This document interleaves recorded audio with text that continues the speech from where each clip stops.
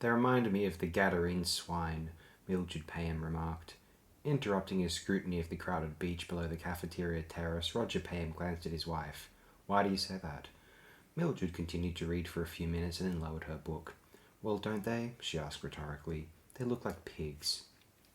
Payne smiled weakly at this mild but characteristic display of misanthropy. He peered down at his own white knees protruding from his shorts and at his wife's plump arms and shoulders. I suppose we all do, he temporized. However, there was little chance of Mildred's remark being overheard and resented. They were sitting at a corner table with their backs to the hundreds of ice cream eaters and cola drinkers crammed elbow to elbow on the terrace. The dull hubbub of voices was overlaid by the endless commentaries broadcast over the transistor radios propped among the bottles, and by the distant sounds of the fairground behind the dunes. A short drop below the terrace was the beach, covered by a mass of reclining figures which stretched away from the water's edge up to the roadway behind the cafeteria, and then away over the dunes. Not a single grain of sand was visible, even at the tide line where a little slack water swilled weakly at a debris of old cigarette packets and other trash. A huddle of small children clung to the skirt of the beach, hiding the grey sand. Gazing down at the beach again, Pam realized that his wife's ungenerous judgment was no more than the truth. Everywhere bare haunches and shoulders jutted into the air, limbs lay in serpentine coils. Despite the sunlight and the considerable period of time they had spent on the beach, many of the people were still white-skinned, or at most a boiled pink, restlessly shifting in their little holes in a hopeless attempt to be comfortable.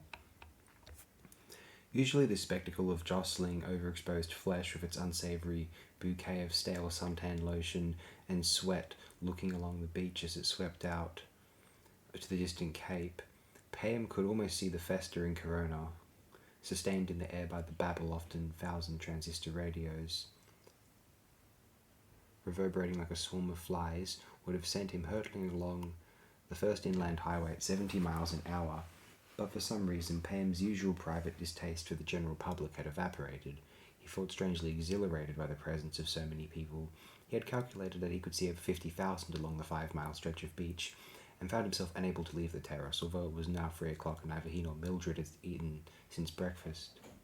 Once their corner seats were surrendered, they would never regain them. To himself he mused, the ice cream eaters on Echo Beach. He played with the empty glass in front of him. Shreds of synthetic orange pulp clung to the sides, and a fly buzzed half-heartedly from one to another. The sea was flat and calm, an opaque grey disk, but a mile away a low-surface mist lay over the water like vapour on a vat. You look hot, Roger. Why don't you go in for a swim? I may. You know, it's a curious thing, but of all the people here, not one is swimming. Mildred nodded in a bored way. A large, passive woman, she seemed content merely to sit in the sunlight and read. Yet it was she who had first suggested that they drive out to the coast, and for once had suppressed her usual grumbles when they ran into the first heavy traffic jams and were forced to abandon the car and complete the remaining 2 miles on foot. Pelham had not seen her walk like that for 10 years. It is rather strange, she said, but it's not particularly warm. I don't agree. Pelham was about to continue when he suddenly stood up and looked over the rail at the beach. Halfway down the slope, parallel with the promenade, a continuous stream of people moved slowly along an informal right-of-way, shouldering past each other with fresh bottles of cola, lotion, and ice cream. Roger, what's the matter?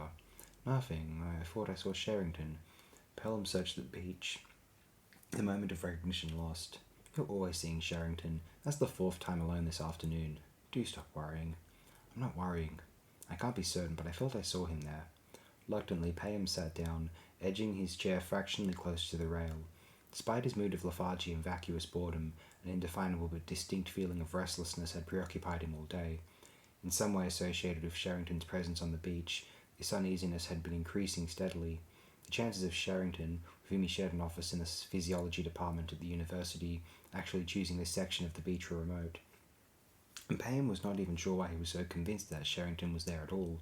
Perhaps these illusory glimpses, all the more unlikely in view of Sherrington's black beard and high severe face, his stooped long-legged walk, were simply projections of this underlying tension and his own peculiar dependence upon Sherrington.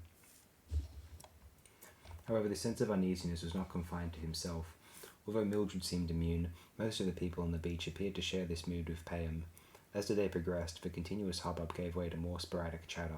Occasionally the noise would fall away altogether, and the great concourse, like an immense crowd waiting for the long-delayed start of some public spectacle, would sit up and stir impatiently. To Payam, watching carefully from his vantage point over the beach, these ripples of restless activity, as everyone swayed forward in long undulations, were plainly indicated by the metallic glimmer of the thousands of portable radios moving in an oscillating wave. Each successive spasm, recurring at roughly half-hour intervals, seemed to take the crowd slightly nearer the sea. Directly below the concrete edge of the terrace, among the massive reclining figures, a large family group had formed a private enclosure. To one side of this, literally within reach of Payam, the adolescent members of the family had dug their own nest, their sprawling angular bodies, in their damp abbreviated swimming suits, entwined in and out of each other like some curious annular animal. All within earshot, despite the continuous background of noise from the beach and the distant fairgrounds, Payam listened to their inane talk, following the thread of the radio commentaries as they switched aimlessly from one station to the next. "They're about to launch another satellite," he told Mildred. "Echo 22. Why do they bother?" Mildred's flat blue eyes surveyed the distant haze over the water. "I should have thought there was more than enough of them flying about already." Well, for a moment Payam debated whether to pursue the meagre conversational possibilities of his wife's reply. Although she was married to a lecturer in the School of Physiology, her interest in scientific matters was limited to little more than a blanket condemnation of the entire sphere of activity.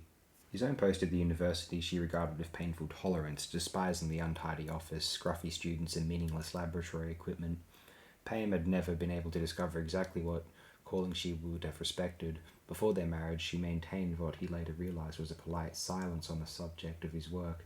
After 11 years, his attitude had barely changed, though the exigencies of living on his meagre salary had forced her to take an interest in the subtle, complex, and infinitely wearying game of promotional snakes and ladders. As expected, her acerbic tongue had made them few friends, but by a curious paradox, Payam felt that he had benefited from the grudging respect this had brought her. Sometimes her waspish comments, delivered at the overlong sherry parties, always in a loud voice during some conversational silence. For example, she had described the elderly occupant of the physiology chair as that gerontological freak, within some 5 feet of the professor's wife, delighted Payam by their mordant accuracy, but in general there was something frightening about her pitiless lack of sympathy for the rest of the human race. Her large, bland face, with its prim rosebud mouth, reminded Pelham of the description of the Mona Lisa as looking as if she had just dined off her husband. Mildred, however, did not even smile. "Sherrington has a rather interesting theory about the satellites," Payam told her. "I'd hoped you might see him so that he could explain it again. I think you'd be amused to hear it, Mildred. He's working on IRMs at present." "On what?" The group of people behind them had turned up the volume of their radio, and the commentary of the final countdown at Cape Kennedy boomed into the air over their heads. Payam said, "IRMs, innate releasing mechanisms. I've described them to you before. They're inherited reflexes." He stopped, watching his wife impatiently. Mildred had turned on him the dead stare with which she surveyed the remainder of the people on the beach. Testily, Payam snapped, "Mildred, I'm trying to explain Sherrington's theory about the satellites." Undeterred, Mildred shook her head. "Roger, it's too noisy here. I can't possibly listen. And to Sherrington's theories less than to anyone else's." Almost imperceptibly, another wave of restless activity was sweeping along the beach. Perhaps in response to the final digital climax of the commentators at Cape Kennedy, people were sitting up and dusting the coarse sand from each other's backs. Pelham watched the sunlight flickering off the chromium radio sets and diamante sunglasses as the entire beach swayed and surged. The noise had fallen appreciably, letting through the sound of the Wurlitzer at the fun fair. Everywhere there was the same expectant stirring. To Payam, his eyes half closed in the glare, the beach seemed like an immense pit of seething white snakes. Somewhere a woman's voice shouted. Payam sat forward, searching the rows of faces masked by sunglasses. There was a sharp edge to the air, an unpleasant and almost sinister implication of violence hidden below the orderly surface. Gradually, however, the activity subsided. The great throng relaxed and reclined again. Greasily, the water lapped at the supine feet of the people laying by the edge of the sea. Propelled by one of the offshore swells, a little slack air moved over the beach, carrying with it the sweet odour of sweat and suntan lotion. Averting his face, Payam felt a spasm of nausea contract his gullet. Without doubt, he reflected, Homo sapiens en masse presented a more unsavoury spectacle than almost any other species of animal. A corral of horses or steers conveyed an impression of powerful nervous grace, but this mass of articulated albino flesh sprawled on the beach resembled the diseased anatomical fantasy of a surrealist painter. Why had all these people congregated there? The weather reports that morning had not been especially propitious. Most of the announcements were devoted to the news of the imminent satellite launching, the last stage of the worldwide communications network, which would now provide every square foot of the globe with a straight-line visual contact with one or other of the score of satellites in orbit. Perhaps the final ceiling of this inescapable aerial canopy had prompted everyone to seek out the nearest beach and perform a symbolic act of self-exposure as a last gesture of surrender. Uneasily, Payne moved about in his chair, suddenly aware of the edge of the metal table cutting into his elbows. The cheap, slatted seat was painfully uncomfortable, and his whole body seemed enclosed in an iron maiden of spikes and clamps. Again, a curious premonition of some appalling act of violence stirred through his mind, and he looked up at the sky, almost expecting an airliner to plunge from the distant haze and disintegrate on the crowded beach in front of him. To Mildred he remarked, "It's remarkable how popular sunbathing can become." It was a major social problem in Australia before the Second World War. Mildred's eyes flickered upwards from her book. There was probably nothing else to do. That's just the point. As long as people are prepared to spend their entire time sprawled on a beach, there's little hope of ever building up any other pastimes. Sunbathing is antisocial because it's an entirely passive pursuit. He dropped his voice when he noticed the people sitting around him glancing over their shoulders, ears drawn to his high, precise diction. On the other hand, it does bring people together. In the nude or the near-nude, the shop girl and the Duchess are virtually indistinguishable. Are they? Pam shrugged. You know what I mean. But I think the psychological role of the beach is much more interesting. The tide line is a particularly significant area, a penumbral zone that is both of the sea and above it, forever half immersed in the great time womb. If you accept the sea as an image of the unconscious, then this beachwood urge might be seen as an attempt to escape from the existential role of ordinary life and return to the universal time seat. Roger, please. Mildred looked away wearily. You sound like Charles Sherrington. Pam stared out to sea again. Below him, a radio commentator announced the position and speed of the successfully launched satellite and its pathway around the globe. Idly, Pam calculated that it would take some 15 minutes to reach them, almost exactly at 3:30. Of course, it would not be visible from the beach, although Sherrington's recent work on the perception of infrared radiation suggested some of the infrared light reflected from the sun might be perceived subliminally by their retinas. Reflecting on the opportunities this offered to a commercial or political demagogue, Payne listened to the radio on the sand below, when a long right arm reached out and switched it off. The possessor of the arm, a plump, white-skinned girl with the face of a placid Madonna, her round cheeks framed by ringlets of black hair, rolled over onto her back, disengaging herself from her companions. For a moment she and Payne exchanged glances. He assumed that she had deliberately switched off the radio to prevent him hearing the commentary, then realized that in fact the girl had been listening to his voice and hoped that he would resume his monologue. Flattered, Pam studied the girl's round, serious face, and her mature but childlike figure stretched out almost as close to him, and as naked, as it would have been had they shared a bed. Her frank, adolescent but curiously tolerant expression barely changed, and Pelham turned away, unwilling to accept its implications, realizing with a pang the profound extent of his resignation to Mildred, the now unbreachable insulation this provided against any new or real experience in his life. For 10 years, the 1,000 cautions and compromises accepted each day to make existence tolerable had steadily secreted their numbing anodynes. What remained of his original personality with all its possibilities was embalmed like a specimen in a jar. Once he would have despised himself for accepting his situation so passively, but he was now beyond any real self-judgment, for no criteria were valid by which to assess himself, a state of gracelessness far more abject than that of the vulgar, stupid herd on the beach around him. "Something's in the water," Mildred pointed along the shore. "Over there." Pam followed her raised arm. 200 yards away, a small crowd had gathered at the water's edge, the sluggish waves breaking at their feet as they watched some activity in the shallows. Many of the people had raised newspapers to shield their heads, and the older women in the group held their skirts between their knees. "I can't see anything." Pam rubbed his chin, distracted by a bearded man on the edge of the promenade above him, a face not Sherrington's but remarkably like it. "There seems to be no danger, anyway." Some unusual sea fish may have been cast ashore. On the terrace and below on the beach, everyone was waiting for something to happen, heads craned forward expectantly, as the radios were turned down so that any sounds from the distant tableau might be heard. A wave of silence passed along the beach like an immense darkening cloud shutting off the sunlight. The almost complete absence of noise and movement after the long hours of festering motion seemed strange and uncanny, focusing an intense atmosphere of self-awareness upon the thousands of watching figures. The group by the water's edge remained where they stood, even the small children staring placidly at whatever held the attention of their parents. For the first time, a narrow section of the beach was visible, a clutter of radios and beach equipment half buried in the sand like discarded metallic refuse. Gradually, the new arrivals pressing down from the promenade occupied the empty places, a maneuver carried out without any reaction from the troop by the tide line. To Payne, they seemed like a family of penitent pilgrims who had travelled some enormous distance and were now standing beside their sacred waters, waiting patiently for its revivifying powers to work their magic.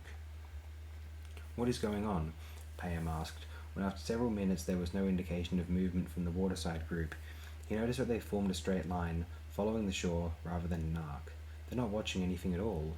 The offshore haze was now only 500 yards away, obscuring the contours of the huge swells. Completely opaque, the water looked like warm oil, a few wavelets now and then dissolving into greasy bubbles as they expired limply on the sand, intermingled with bits of refuse and old cigarette cartons. Nudging the shore like this, the sea resembled an enormous pelagic beast, roused from its depths and blindly groping at the sand.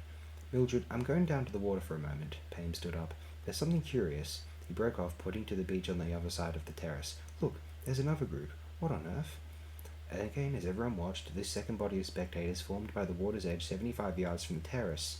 Altogether, some 200 people were silently assembling along the shoreline, gazing out across the sea in front of them. Payne found himself cracking his knuckles and clasped the rail with both hands, as much to restrain himself from joining them. Only the congestion on the beach held him back. This time the interest of the crowd passed in a few moments, and the murmur of background noise resumed.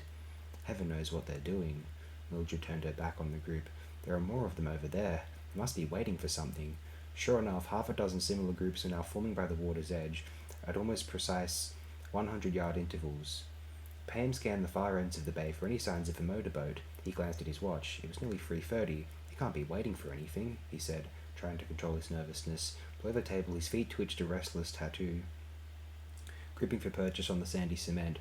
"The only thing expected is the satellite, and no one will see that anyway. There must be something in the water." At the mention of the satellite, he remembered Sherrington again. "Mildred, don't you feel—" Before he could continue, the man behind him stood up with a curious lurch, as if hoping to reach the rail, and tipped the sharp edge of his seat into Payne's back.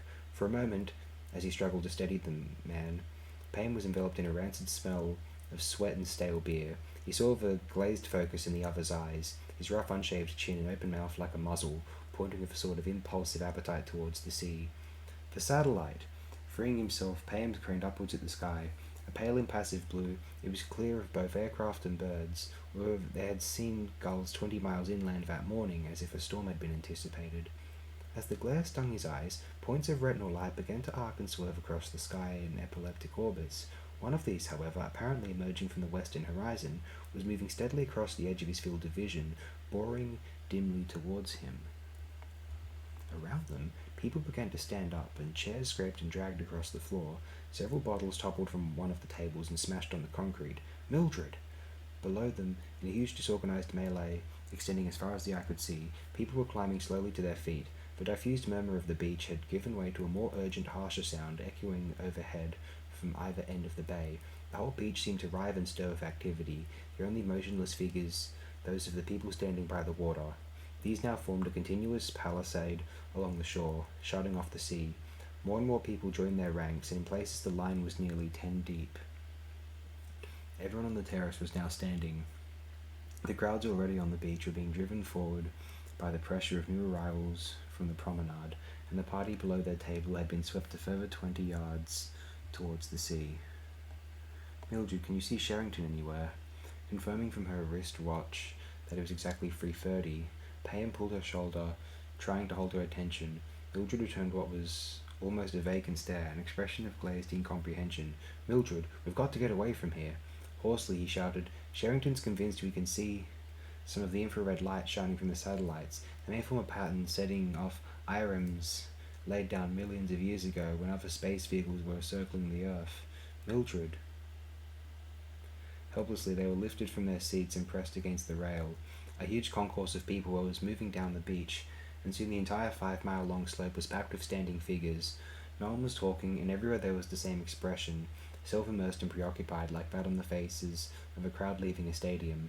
Behind them, the great wheel of the fairground was rotating slowly, but the gondolas were empty, and Payne looked back at the deserted funfair only 100 yards from the multitude on the beach, its roundabouts revolving among the empty sideshows.